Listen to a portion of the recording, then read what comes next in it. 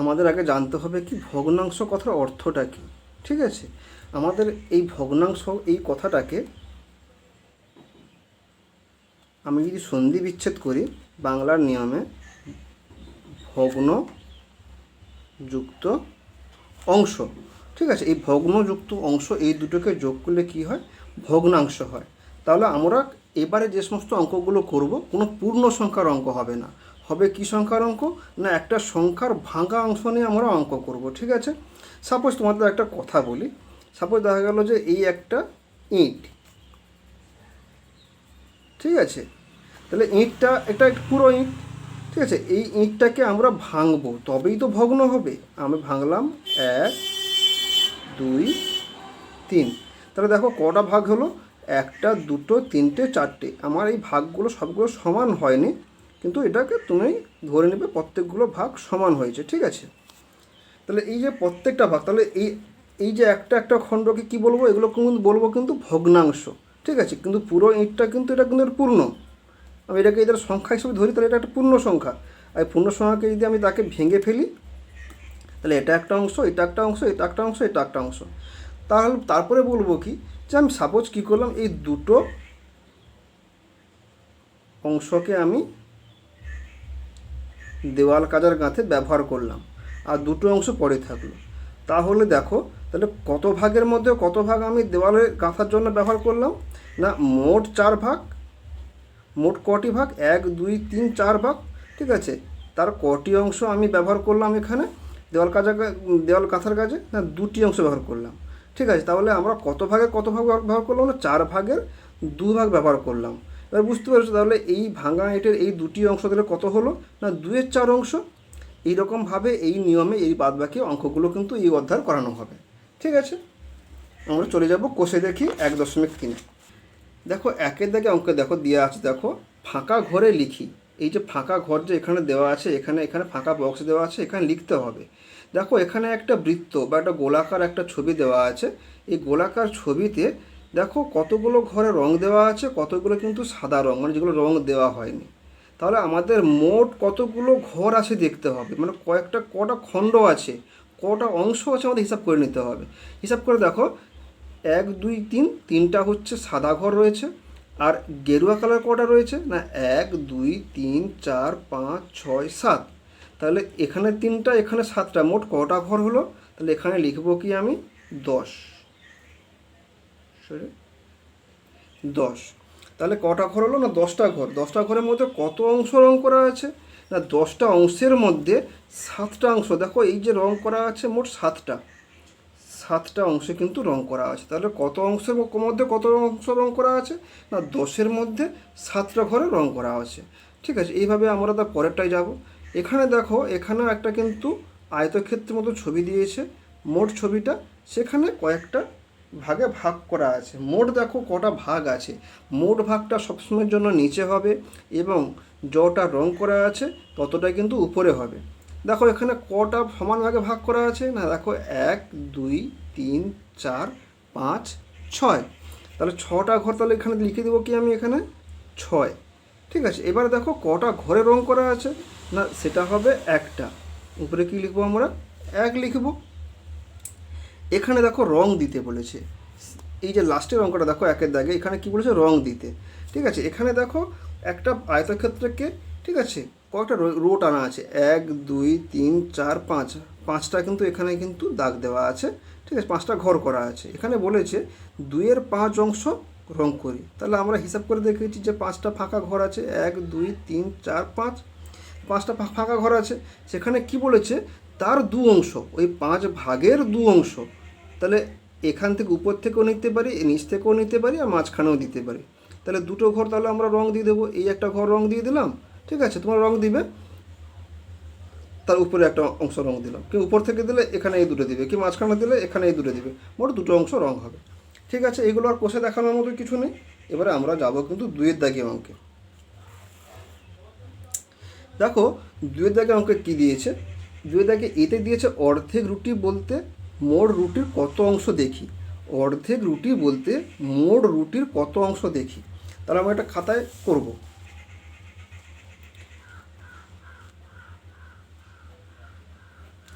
দুইয়ের দাগে এর অঙ্কটা।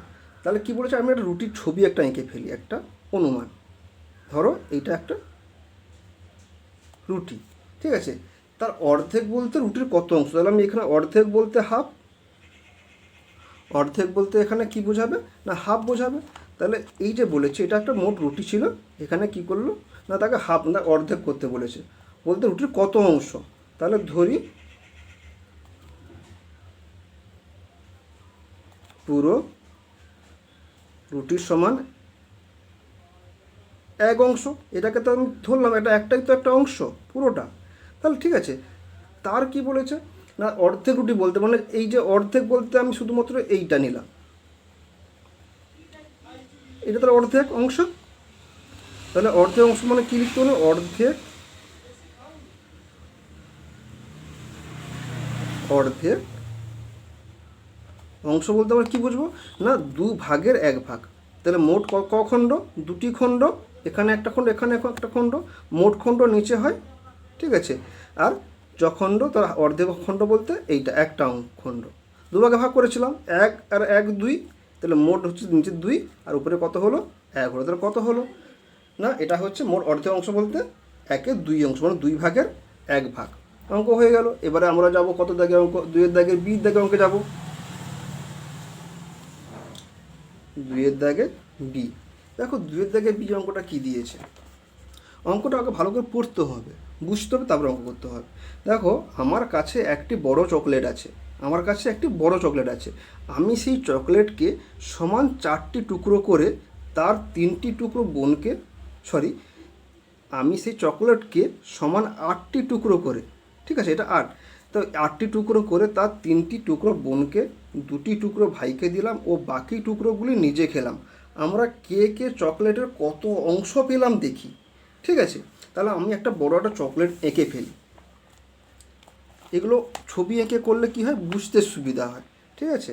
আমি একটা বড় একটা চকলেট আঁকলাম, কি বলেছে চকলেটটা কি বললো যে 8 ভাগে ভাগ করেছে, ঠিক আছে। এখানে একটা ভাগ, এখানে একটা হলো, একটা দুটো তিনটে চারটে পাঁচটে ছটা সাতটা আটটা,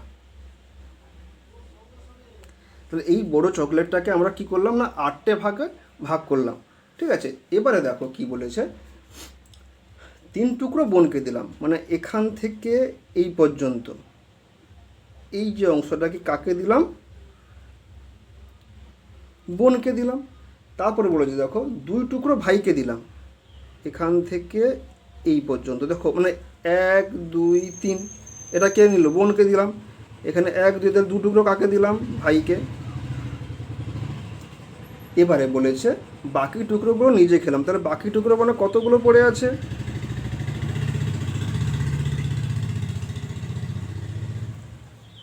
বাকি টুকরো কটা পড়ে আছে, তাহলে 1 2 3, তাহলে কটা পড়ে আছে, তাহলে 3টে পড়ে আছে, তাহলে এটা কী করলাম নিজে খেলাম 1 2 3। এবার বুঝতে পেরেছো তাহলে কে ভাগ হয়েছে।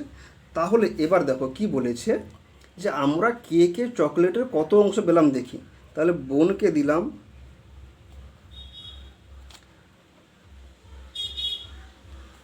বোনকে দিলাম কত অংশ, তাহলে মোট ভাগ কত না 8টা,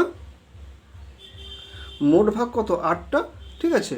তার কত অংশ দিয়েছি আমি, হ্যাঁ বোনকে না তার দিয়েছি 3 অংশ, 1 2 3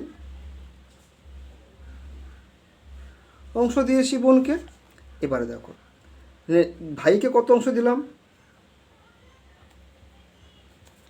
ভাইকে দিলাম কত অংশ, দেখো মোট অংশ কত না 8, আগে সবসময়ের জন্য নিচে মোট অংশটা লিখে দিবে, ঠিক আছে। ভাইকে দিলাম কত না 1 2, মানে 2 অংশ দিলাম, এটা কাটাকাটি হয়ে যায় 2 1 2 2 2 এই 2 4 8, তাহলে কত না 1 4 অংশ। আর নিজে খেলাম,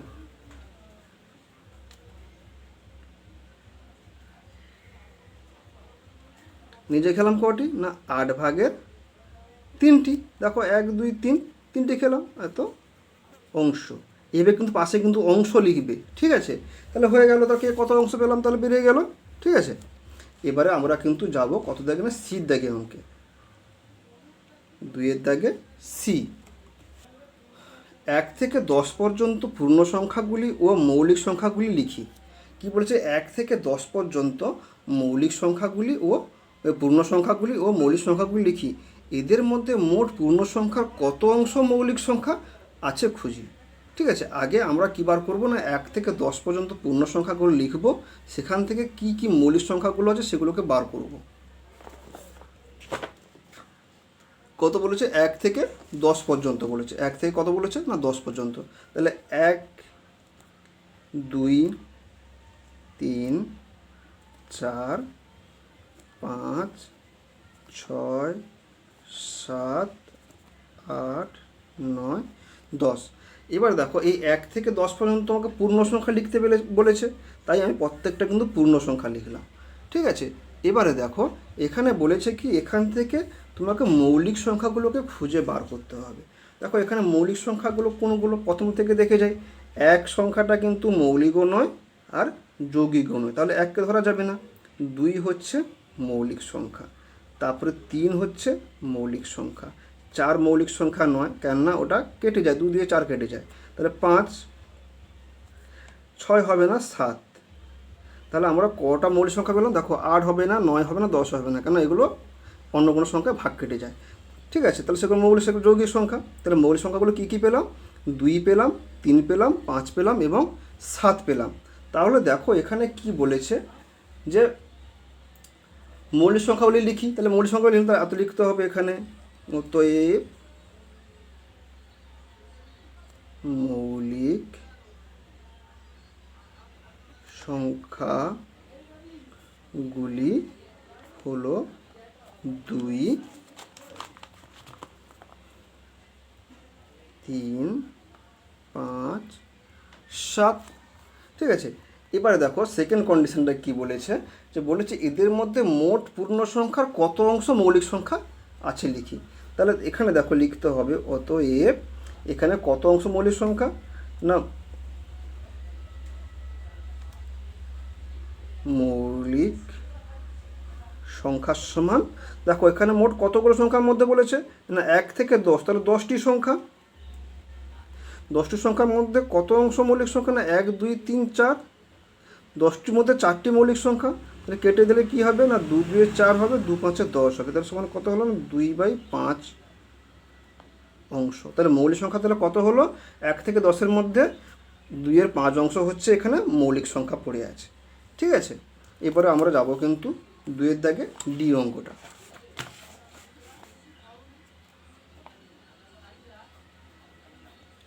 দুয়ের দাগে ডি অঙ্কটা দেখো, আগে 2-এর দাগে ডি অঙ্কটা পড়ে নেব।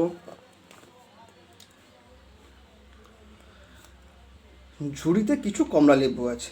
ঠিক আছে, অর্ধেক লেবু দাদুকে দেওয়ার পরেই ঝুড়িতে 2টি লেবু পড়ে রইল। তাহলে ঝুড়িতে কটা কমলা লেবু আছে না কিছু আছে, সেটা আমরা কিন্তু জানি না। অর্ধেক লেবু দাদুকে দেওয়ার পরে ঝুড়িতে কটি লেবু পড়ে রইল না 2টি লেবু পড়ে রইল। দাদুকে দেওয়ার আগে ঝুড়িতে কটি লেবু ছিল? এটা খুবই সাধারণ প্রশ্ন। আমি একটা তোমাদেরকে ছবি এঁকে আবার বুঝিয়ে দিচ্ছি। ধরো এটা একটা ঝুড়ি, এখানে কতগুলো কমলা লেবু ছিল আমরা কিন্তু জানি না। ঠিক আছে, এটা কিন্তু আমাদেরকে কিন্তু বলেনি। কি বলেছে এখানে যাই লেবু থাক না কেন কমলা লেবু, এখান থেকে কী বলেছে না অর্ধেক লেবু দাদুকে দিয়ে দিয়েছি, মানে এখান থেকে অর্ধেক লেবু কিন্তু আমরা কাকে দিয়ে দিয়েছি না দাদুকে দিয়ে দিয়েছি। অর্ধেক লেবু কাকে দিয়ে দিয়েছি না দাদুকে দিয়ে দিয়েছি। তাহলে কি হয়েছে না এখন দাদুকে দেওয়ার আগে এখানে অর্ধেক যখন দিয়ে দিয়েছি, তাহলে দাদুকে দেওয়ার আগে তাহলে এখানে কত, অর্ধেক যখন দিয়ে দিয়েছি তাহলে এখানে আর কত পড়ে আছে? স্বাভাবিক ব্যাপার, এখানে আর পড়ে আছে অর্ধেক। তাহলে এই অর্ধেক আর এই অর্ধেক যোগ করলে আমরা পেয়ে যাব যে এখানে আর কত। তাহলে এই অর্ধেক সমান কত? এখানে অর্ধেক মানে 2টি। তাহলে এই অর্ধেক দাদুকে দেওয়া হয়েছে মানে 2টি দেওয়া হয়েছে। দেখো এখানে প্রশ্নে দেওয়া আছে অলরেডি দাদুকে দেওয়ার পরে ঝুড়িতে কটি পড়ে আছে না এখানে দেখো অর্ধেক পড়ে আছে, অর্ধেক সমান কটি পড়ে আছে না 2টি পড়ে আছে। তাহলে এখানে যদি 2টি যদি পড়ে থাকে তাহলে এখানে দাদুকে তাহলে কটা দেওয়া হয়েছে? 2টি দেওয়া হয়েছে। কেননা আমি দাদুকে দিয়েছি আর হাফ পড়ে মানে আর অর্ধেক দিয়েছি এখানে ঝুড়িতে পড়ে আছে। তাহলে কি হলো না তোমরা লিখবে না এইভাবে লিখবে এটাকে একের দুই একের দুই অংশ সমান যদি 2 হয়, মানে একের দুই কথা অর্থ কি অর্ধেক অংশ,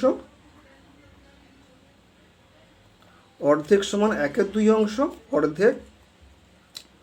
অর্ধেক সমান একের দুই অংশ, আর একের দুই অংশ সমান কটি না 2টি। তাহলে এখানে অর্ধেকের পুরো যদি হয় তাহলে কত হবে, পুরো হলে কি হবে না পুরো হলে 1 অংশ হবে, মানে অর্ধেক মানে তার ডবল হয়ে গেলে কত হয়ে যাবে, 1 অংশ হয়ে যাবে। 1 অংশ মানে কত হবে না 2 গুণিতক 2 সমান কটি হবে, 4টি হবে। ঠিক আছে, এবারে দেখো আমরা কত দাগে অঙ্ক যাব, 2-এর দাগে ইতে যাব। 2-এর দাগে ইর অঙ্কটা কী দেওয়া আছে, দেখো 2-এর দাগে ইর অঙ্কটা দেওয়া আছে, একই মাপের 2টি গ্লাসে একই পরিমাণ শরবত তৈরি করা হলো। একই মাপের 2টি গ্লাস, ঠিক আছে, একই পরিমাণ শরবত তৈরি করা হলো। প্রথম গ্লাসের শরবতে 1/5 অংশ চিনি আছে, আর দ্বিতীয় গ্লাসের শরবতে কত অংশ চিনি আছে না 2/7 অংশ চিনি আছে। শরবত খাওয়ার আগেই কোন গ্লাসের শরবত বেশি মিষ্টি দেখি। তাহলে আমরা একটা ছবি এঁকে ফেলি প্রথমে। দেখো এটা একটা গ্লাস,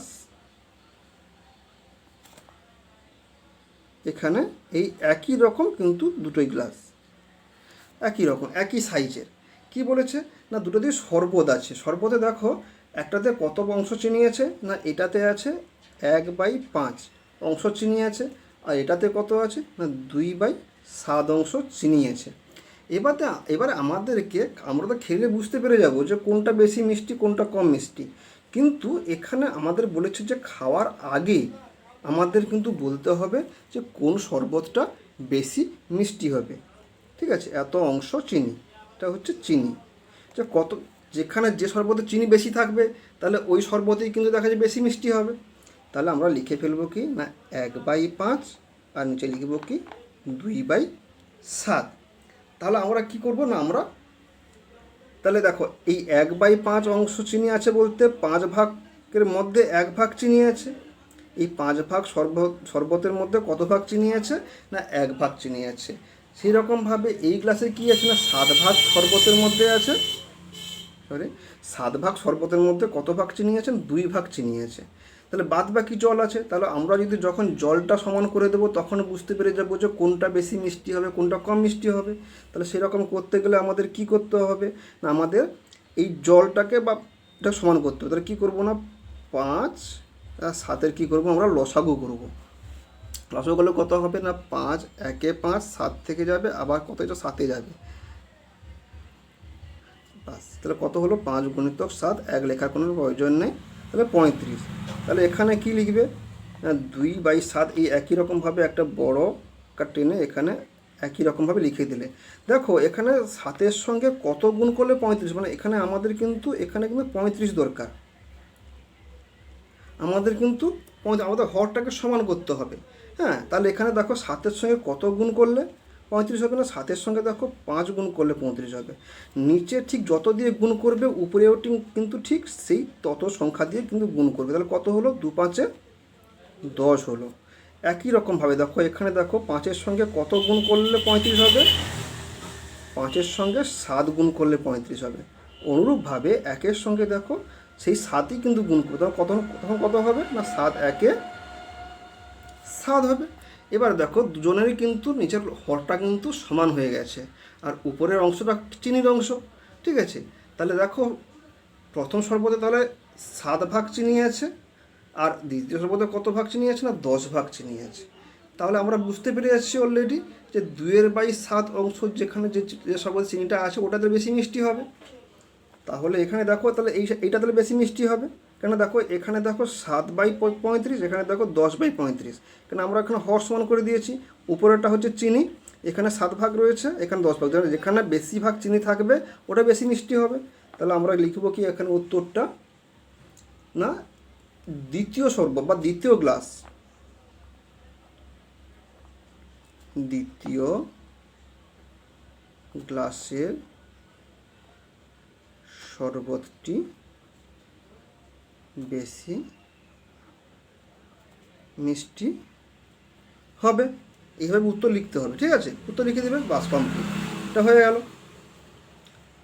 এরপরে দেখো ইর দাগে হলো, এবার করবো আমরা এফের দাগে অঙ্ক।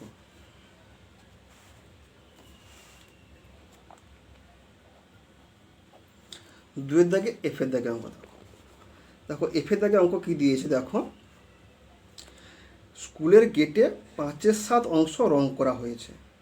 স্কুলের একটা গেট, প্রত্যেকের তোমরা সবাই স্কুলে যাও, তো সেই স্কুলের প্রত্যেকে গেট থাকে, তোমরা একটা জাস্ট ইমাজিন করো, জাস্ট ভেবে নাও যে প্রত্যেকে ওই স্কুলের গেটটা কত অংশ রং করা হয়েছে, না 5/7 অংশ রং করা হয়েছে। কত অংশ রং করতে এখনও বাকি আছে হিসাব করি। তাহলে এইরকম টাইপের অঙ্ক হলে কী করবে, তখন ধরে নেবে কি মোট কাজের অংশটা কত, না 1। ধরি মোট কাজের অংশ সমান 1 অংশ। কি বলেছে এবারে,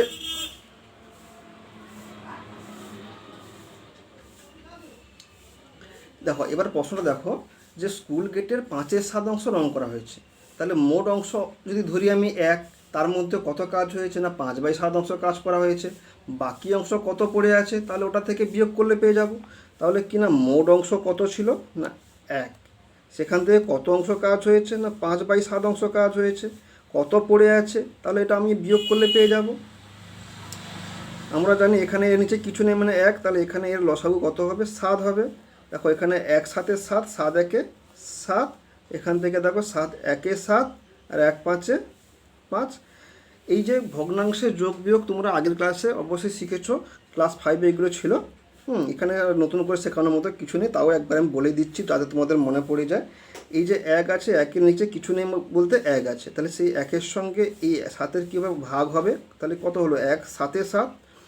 আবার এই 7-এর সঙ্গে মাঝখানে ভাগফল দিয়ে উপরের সংখ্যা মানে উপরে যে 1 আছে সেই 1কে আমরা কী করবো, গুণ করি, তাহলে 7 1 7।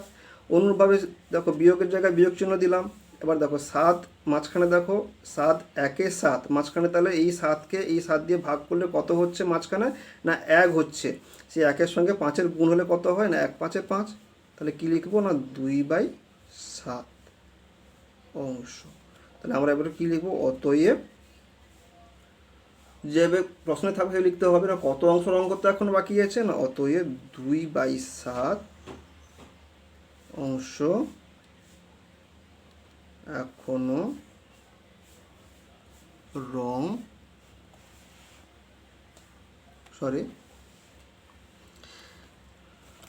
আমি আবারও বলে দিচ্ছি। দেখো 1 থেকে মানে মোট কাজের অংশ 1, সেখান থেকে আমি কি করলাম, না 5/7 মানে এই অংশটা আমার কাজ করা হয়েছে। তাহলে বাকি কত আছে, না মোট অংশ থেকে আমি দেখা যাবে কাজ করা অংশটা বাদ দিয়ে দিলাম। তাহলে বাদ দিলে সেই ভগ্নাংশের বিয়োগ যেমন হয়, ঠিক আছে, যেভাবে বললাম আমি একটুক্ষণ আগে সেভাবে বুঝিয়ে বললাম সেটা, ঠিক আছে। তারপর মনে পড়ে যাবে তোমাদের, সেইভাবে বলেছিলাম, সেটা মনে করে নাও, ঠিক আছে। বিয়োগ করলাম ভগ্নাংশের বিয়োগ, তাহলে কত অংশ উত্তর বেরোলো, না 2/7 অংশ। তাহলে এখানে আমাদের উত্তর লিখতে হবে, না অতএব 2/7 অংশ এখনও রং বাকি আছে, বাকি আছে। এখানে এই অঙ্কটা শেষ। এরপরে আমরা যাব কত, না জির দাগে অঙ্কে।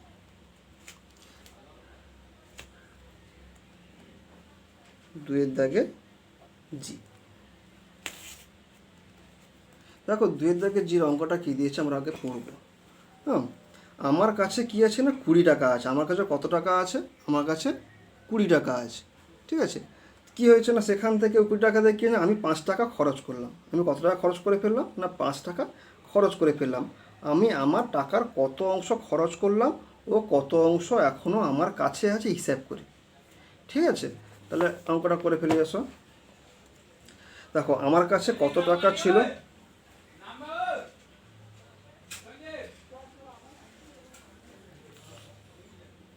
দেখো আমার কাছে মোট কত টাকা ছিল, না 20 টাকা ছিল।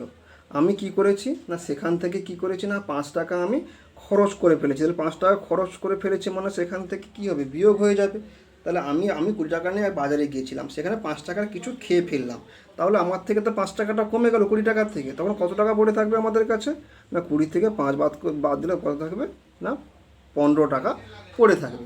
এবার দেখো প্রশ্নটা কি বলেছে, এবার বলেছে যে আমি আমার টাকার কত অংশ খরচ করলাম, আমি আমার টাকার কত অংশ খরচ করলাম।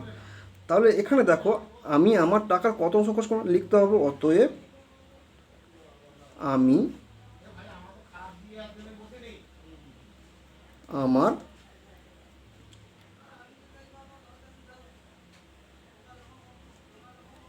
মোট টাকার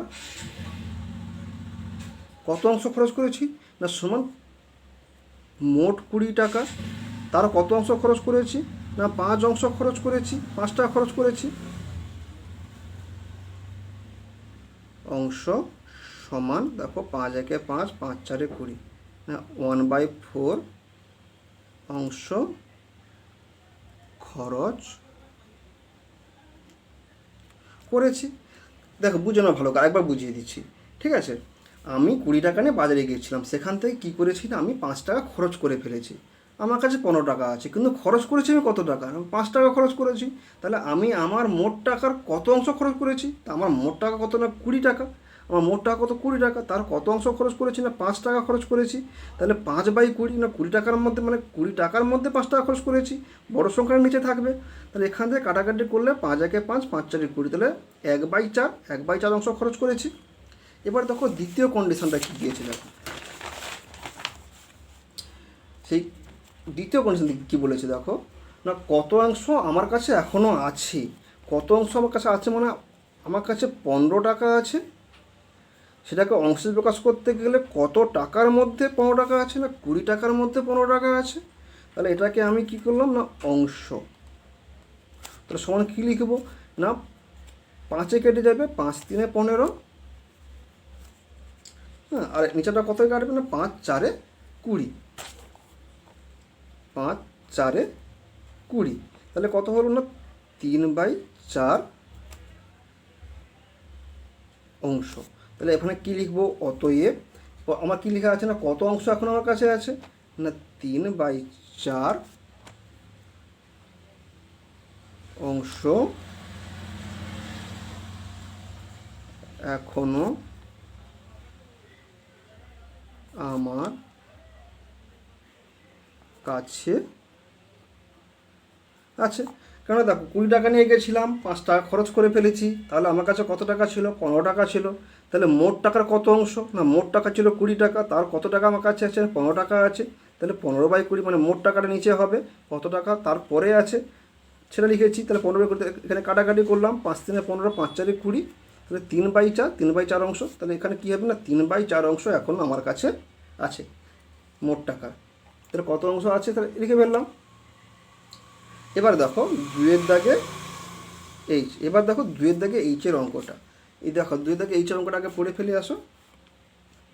এখানে দেখো রাজিয়ার কাছে 36টি কুল ছিল, কটে কুল ছিল, না 36টি কুল ছিল। সে তার মোট কুলের 2/3 অংশ আমাকে দেবে। তার মোট কুলের কত অংশ আমাকে দেবে, না তার মোট কুলের 2/3 অংশ আমাকে দেবে। রাজিয়া কতগুলি কুল আমাকে দেবে হিসাব করে। খুব সাধারণ অঙ্ক, একটু বুঝবে। দেখো আমি প্রথমে যখন এর আগের অধ্যায়গুলো যখন অঙ্ক করেছিলাম, যখন সরল করা ছিল, সরল করা মান নির্ণয় ছিল, সেখানে কিন্তু একটা জিনিস বারবার করে বলেছিলাম যে এর বলতে কিন্তু গুণ, এর বলতে গুণ। দেখো সেরকমভাবে এখানে দেখো মোট কুলের, মোট কুল যুক্ত এর, এই এর কথার অর্থটা কিন্তু গুণ, ঠিক আছে, এটা কিন্তু এখানে কাজে লেগে যাচ্ছে। তাহলে এখানে দেখো এখানে কী লিখবো, এখানে আমি, না রাজিয়ার কাছে 36টি কুল ছিল, তাহলে মোট কটি কুল ছিল, না এখানে লিখব কি আমি 36টি কুল ছিল। সে তার মোট কুলের, এই যে মোট কুল, এটা মোট কুলের এর, এর মানে গুণ 2/3 অংশ দিয়েছে। কাকে দিয়েছে, সেটা আমাকে দিয়েছে, ঠিক আছে। তাহলে কতগুলো কুল দিয়েছে দেখো এখানে কাটাকাটি করবো, 3×1 = 3, 3×2 = 6, তাহলে কত হলো, না 12-র সঙ্গে 2 গুণ করলে কত হয়, এখানে নিচে 1 আছে, 1 লেখার কোনো প্রয়োজন নেই, 12×2 কত হয়, 24টি। তাহলে রাজিয়া কতগুলি কুল আমাকে দেবে, না লিখতে হবে এখানে অতএব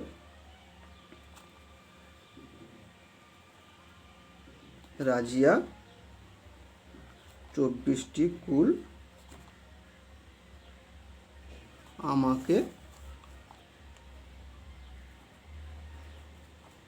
দেবে। এখানেই অঙ্ক শেষ। অঙ্কটা আমি আবার একবার বুঝিয়ে দিচ্ছি।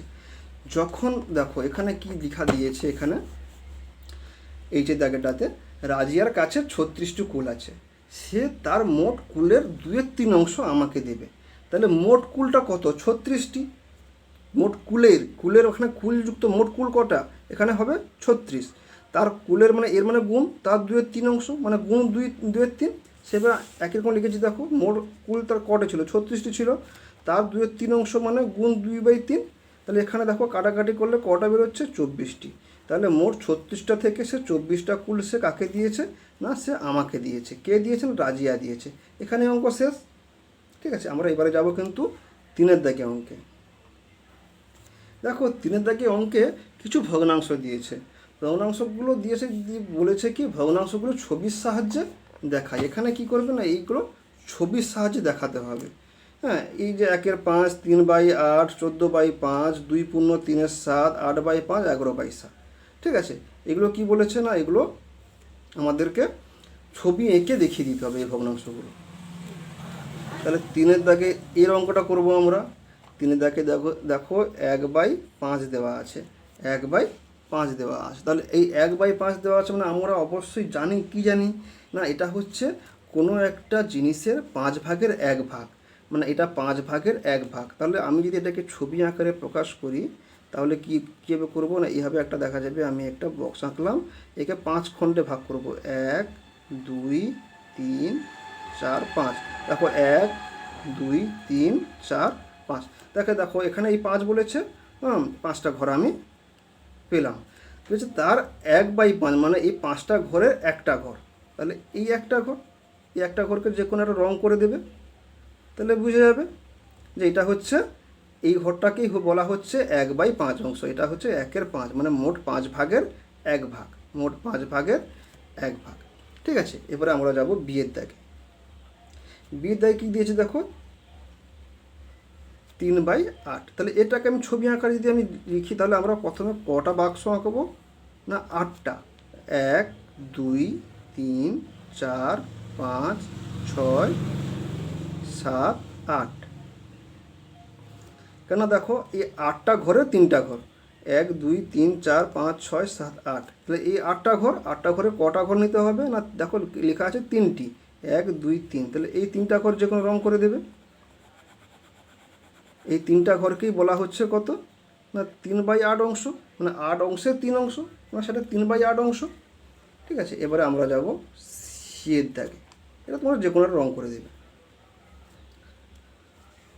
সিতে কি দিয়েছে দেখো, 14/5। দেখো এখন যখন দেখবে উপরে বড় নিচে ছোট, তখন একটু কিন্তু ভেবে কাজ করবে। ঠিক আছে, কি ভাবতে হবে না, দেখো এই 14/5কে আমরা আগে ভাগ করে নেব। কীভাবে ভাগ করব, দেখো 14কে আমরা কি করব, 5 দিয়ে ভাগ করে নেব। দেখো 5 2 10, 5 3 15। তাহলে 5 2 10 দেবো, 5 3 15 যেহেতু বড় হয়ে যাচ্ছে, এখান থেকে নামবে কত, 4। তাহলে এখানে আমরা কি লিখতে পারি, এখানে আর যাবে না, 2×4=5। আমরা সবসময় জানি ভাগফলটা সবসময় থাকে এখানে পূর্ণ সংখ্যার আকারে, তারপরে ভাগশেষ বাই ভাজক। তাহলে দেখো এখানে কি দিয়েছে না, 2 দিয়েছে, 2টা পূর্ণ ঘর, মানে এখানে দেখো এই একটা ঘর, এই একটা ঘর। তাহলে দেখো এই 2-এর জন্য 2টো ঘর, মানে এই একটা 2টো ঘর হয়ে গেল। এবারে দেখো আর একটা ঘরের এই অনুরূপ আর একটা ঘরে, অনুরূপ ঘর একই রকম ঘরের 5 ভাগের 4 ভাগ। এটাকে আমি 5 ভাগ, 1, 2, 3, 4, মানে 1, 2, 3, 4, 5, 5টা ঘর হলো, তার 4 ভাগ, মানে এই পর্যন্ত।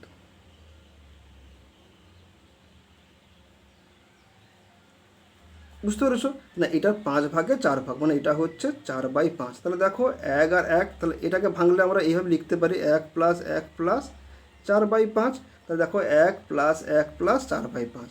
তাহলে 1 + 1 + এটা 4/5 অংশ, মানে একটা ঘরের 5 ভাগের 4। এগুলো এইভাবে করবে, এটা বোঝানো হয়ে গেল। তাহলে এটা পুরো রং করবে, এটাকে পুরো রং করবে, এইটাকে তার 5 ভাগে 4 ভাগে রং দেবে। ঠিক আছে, এরপরে আমরা যাব ডিয়ের দাগে। ডিয়ের দাগে দেখো একটা মিশ্র ভগ্নাংশ দিয়েছে। 2/3 দিয়েছে। এটাকে আমরা প্রথমে কি করব না, এটাকে আমরা ভেঙে নেব। ভাঙার কোনো প্রয়োজন নেই, এখানে দেখো 2 ভাগ তো অলরেডি বলেই দিয়েছে, তাহলে আমরা এটা কি করব না, প্রথমে দুটো পূর্ণ ঘর আমরা করে নেব। তাহলে এখান থেকে 2 চলে গেল, মানে এই 2-এর জন্য এই 1 আর এই 1 মিলে 2 চলে গেল। তার এরপরে যে ঘরটা হবে সেই ঘরটার 7 ভাগে 3 ভাগ, মানে এইভাবে ছোট ছোট করে আমরা ঘর করব। দেখো 1 2 3 4 5 6 7, তো 7টা ঘর হয়ে গেছে। এই 7টা ঘরের মধ্যে কটা ঘর নিতে বলেছে, 3টা ঘর, 1 2 3, মানে এই পর্যন্ত। বুঝতে পেরেছো? তাহলে কি হলো না, এখানে পুরো রং হবে, এখানেও পুরো রং হবে, এখানে 7টা ঘরের মধ্যে 3টে ঘর নেওয়া হবে। এটা হচ্ছে 1, এটা হচ্ছে 1, এটা হচ্ছে 3/7, 3/7। তাহলে এখানে কি হলো, 1 + 1 + 3/7, তাহলে কত হলো না, সেই 2 + 3/7। এটাকে আমরা এইভাবে লিখতে পারি, এটাকে আমরা সেই 2/2 লিখতে পারি। তাহলে এবার ছবি আঁকে দেখিয়ে দিলাম। এরপর যাব আমরা কিসের দাগে অঙ্কে, না ঈদ দাগে অঙ্কে। ঠিক আছে, এই লাস্টে যখন এগুলো ভগ্নাংশ যখন মিশ্র থাকবে কিংবা অপ্রকৃত ভগ্নাংশ থাকবে, অপ্রকৃত ভগ্নাংশ থাকলে এটাই কী করবে, ভাগ করে এইভাবে বার করে নেবে।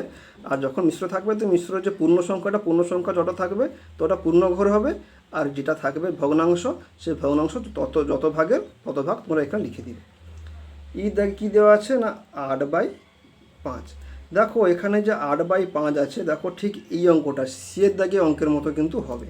দেখো এখানে অপ্রকৃত ভগ্নাংশ আছে, দেখো 8কে আমরা কত দিয়ে ভাগ করব না 5 দিয়ে ভাগ করব। দেখো 5 2 10 হবে না, তাহলে 5 1 5, কত নামলো, 8 থেকে 5 বাদ গেলে 3। তাহলে এখানে কী লিখবো, 1/3/5।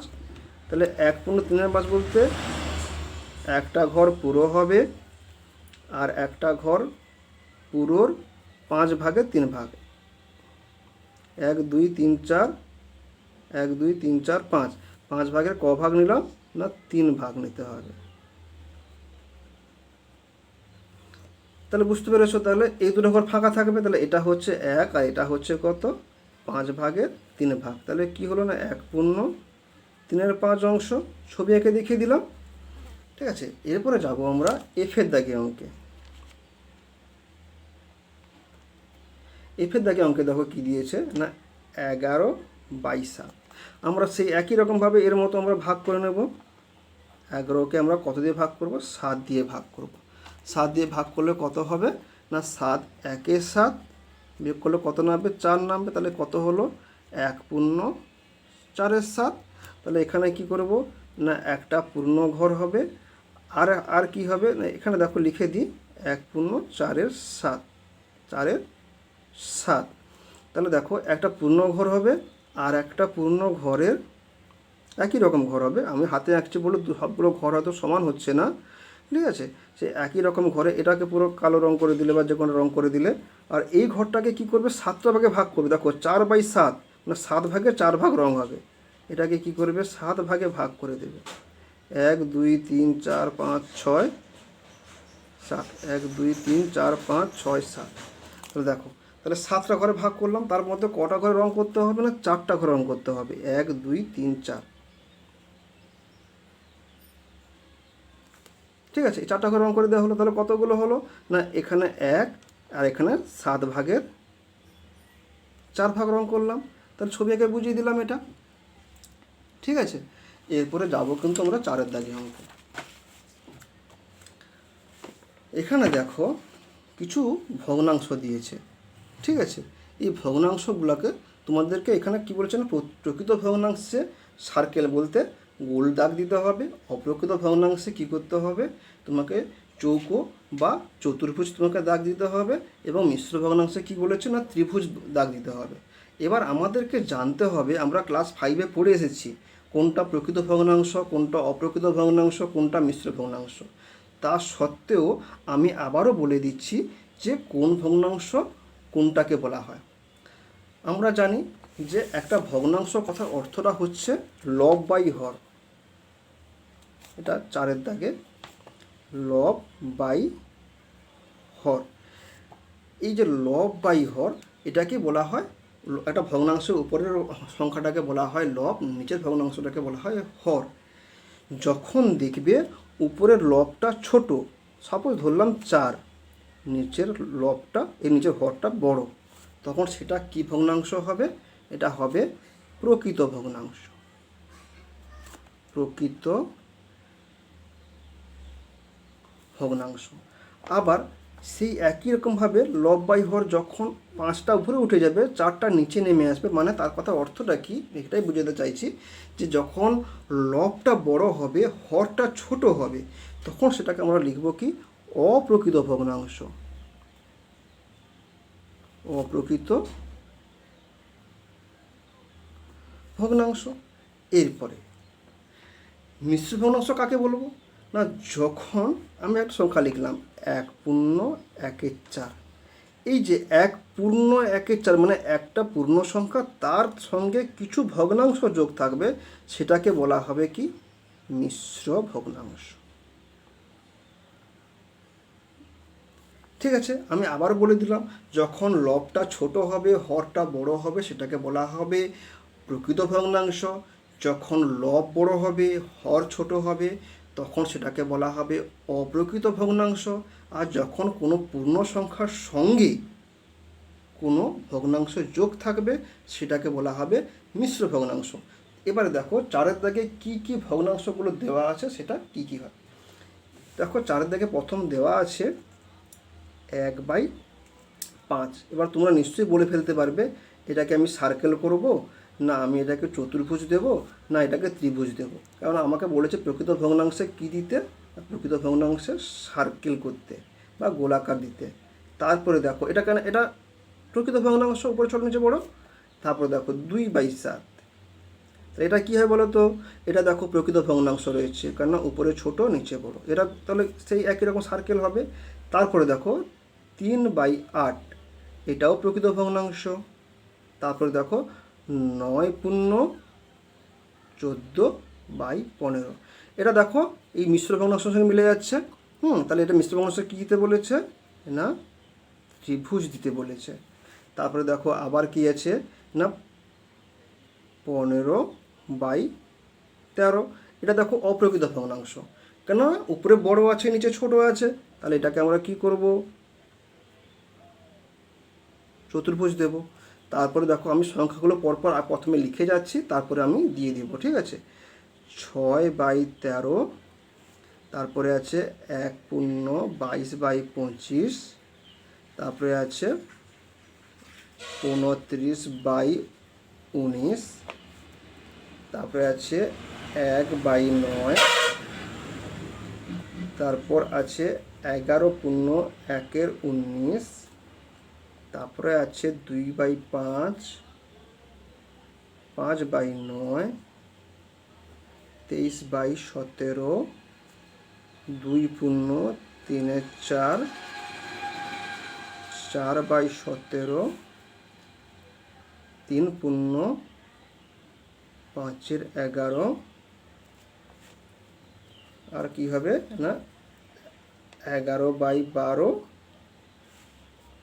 আর আছে 3/7। তাহলে আমরা নিচ থেকে করে যাচ্ছি। আমি প্রথমে অঙ্কগুলো সবগুলো তুলে নিলাম, কোনটা এবারে সার্কেল করব, কোনটায় আমরা চতুর্ভুজ দেবো, কোনটা আমরা ত্রিভুজ দেবো, এবারে আমরা এককালীন দিয়ে চলে যাবো। দেখো 3/7 এটা প্রকৃত ভগ্নাংশ, এটা গোল হবে। 11/12 এটাও প্রকৃত ভগ্নাংশ, এটাও গোল দাগ হবে। দেখো 1/9 এটাও প্রকৃত ভগ্নাংশ। এটা কি আছে? না মিশ্র ভগ্নাংশ আছে, তাহলে এটা ত্রিভুজ হবে। 2/5 প্রকৃত ভগ্নাংশ, 5/9 প্রকৃত ভগ্নাংশ। দেখো 23/17 উপরে বড় নিচে ছোট, তাহলে এটা কি? না অপ্রকৃত ভগ্নাংশ। আর হলে কি দাগ দিতে হবে?